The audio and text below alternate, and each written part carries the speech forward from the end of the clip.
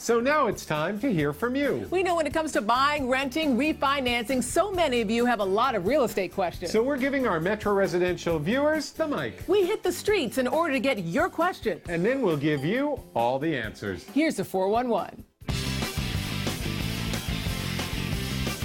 In a city like New York, it's hard enough to get around, let alone navigate the ins and outs of the real estate market. Luigi Rosabianca is one of New York City's top real estate attorneys.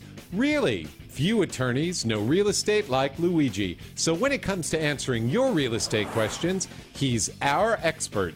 Luigi, hi, how are you? Great, Jeff. How are you? I'm doing well, thank you. Good to see you.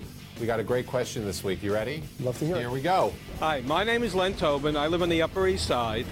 My question for the day is, when do you expect the residential real estate market to come back to where it was from a couple of years ago? Aha. Well, The crystal ball. Luigi, do you have this crystal ball? Because I'd love to know, when is the market going to start coming up again? Well, I guess the only way to predict the future is if we look to the past. Uh-huh. Real estate, like any other environment, is cyclical. You know, the gentleman that bought the modest property in the 1970s, which is worth millions today, was not a genius, nor was he a fool, but he won the war of attrition. So I think in the long term, it's been proven that in New York especially, real estate will always work. We'll have its ups, we'll have its downs, but in the long run, it's a win-win. But you got to be able to wait it out, right? So actually, it seems to me in this market, we're setting the foundation for more winners than we did before because the leverage is lower, you can't borrow as much, prices are lower. So this is a good time if you can hold on long term to buy, right? The current prudent conduct will help us in the near future. The reason we're in this mess is because our conduct was not prudent. It was actually economically imprudent, if not reckless. Borrowed too much money at too high a price and expected it would go up forever. Over-leveraged. Over-leveraged. And so when people say, you know, when's the market going to get back to where it was a couple of years ago, that may not be where we want it to be. Precisely. I think one of the reasons we've seen some vibrancy currently is because of the fiscal prudence. You know, people are purchasing what they can afford. Banks are lending what is fiscally prudent to lend. So these healthy norms may be strengthening today's market. Mm-hmm. And the buyers that you're seeing in your practice, Luigi, they're coming in with a longer view. They're going to hold these properties longer. They're putting more money down. And it's not about making a fast buck. Those days are over. So what you're saying is really fiscal discipline, prudent choices, slow growth. Let's look at this purchase for what it is. It's a long-term proposition, and if you can stay the course, you're going to come out a winner. It'll work. Fiscal prudence. And real estate is a wonderful asset to have in a portfolio if you're fiscally prudent. Okay. Hedge against inflation and all of that, which we'll cover in another show. Luigi, great information. Thank you very much. Thank you, Jeff. Hi, Luigi. Good to see you. Good to see you as well. We have a really interesting question this week. You ready? Let's hear it. Here we go. Hey, my name is Todd. I'm from Harlem, New York. My question is, how can I get a low interest rate on my home if my home was worth less than when I bought it? Aha. Okay. Great question. Luigi, we've got property values that have softened over the last couple of years. Tremendously. And we've got borrowers who are at much higher rates than where the market is today. Is there any way to capture that lower rate even if your house isn't worth maybe even as much as your mortgage is? What can someone do? Jeff, this is a problem that we're dealing with almost on a daily basis in my office. Fortunately, both through a federal intervention and some fiscal prudence by the bank, there are some wonderful loan modification programs out there available to borrowers that are both underwater, as you say, or seeking to be proactive and trying to avoid the inevitable. So if you're not able to make your payments, if you've already maybe missed a couple of payments, you can go through this program, which is, I think, makinghomeaffordable.gov, right?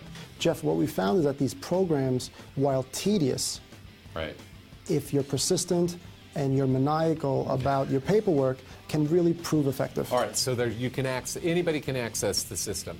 Absolutely. So what you're saying is that through these government programs and through this website, makinghomeaffordable.gov, I may have the ability to use an interface to find out if I can qualify, if I'm under distress, a modification, and if I'm just looking to refinance because the bank won't let me because I've lost value in my property, do a Making Home Affordable refinance. Jeff, before waving the white flag, I think you should entertain these options. So, Luigi, if all of this fails, if you try and get a modification, if you try and go through the program, makinghomeaffordable.gov program, and it still won't work, what do you do then? At that point, you roll up your sleeves and you try to make it work. We have to survive. You try to sell the house, put it on the market. You attempt a short sale via your same lender. There are various options out there, none of which are attractive. Do you recommend that an owner of a property talk to an attorney before they make a decision to either enter into a short sale or perhaps consider losing their home to foreclosure? I think they should speak to an attorney. They should speak to an accountant to address the tax implications, and they should also speak to a lender to try to guide them through the process. Very good advice. Luigi, thank you. Thank you, Jeff. Luigi, it's great to see you. Great to see you as well, Jeff. Okay, the question today, I can tell you, is one we have been inundated with. Really? Ready? Let's hear it. Here we go. Hi, my name is Joe Murray from Hawthorne, New Jersey. And I was wondering, why do banks make it so hard to buy a short sale home? Don't they need the money?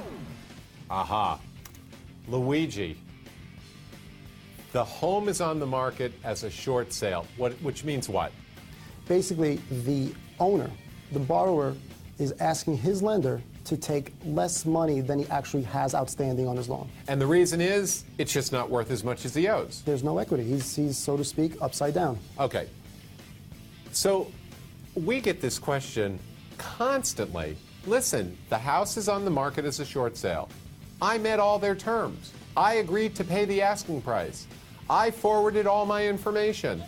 4 months, 5 months have gone by, and I still don't have a contract. What is going on, and why is this happening with short sales? It's a true problem when entertaining any short sale. You, the buyer. Me, the seller, has a relationship that I need to resolve with my lender.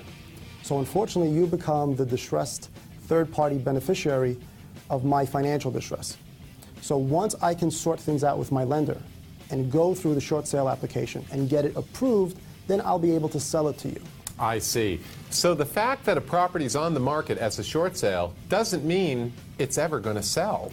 Well, you would like to think that I, as the seller, would have done my homework and at least started the short sale application process. Unfortunately, most sellers don't do it until they have a bona fide accepted offer from you, the purchaser. So then it's just a tedious 6-7 month ordeal. So the bottom line is, when you hear short sale, there Buyer may be beware. Buyer beware. There may be an opportunity there, but you're going to have to be patient. Absolutely. And wait for that opportunity to come ashore for you. Absolutely, Jeff. Very good advice, Luigi. As always, thank you very much. Jeff, thank you.